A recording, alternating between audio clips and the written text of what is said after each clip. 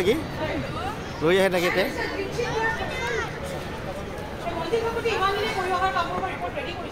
আমাৰ যাবে হয় স্যাৰ অতি কোনকালে সাপোৰ্ট কৰিছে okay sir thank you so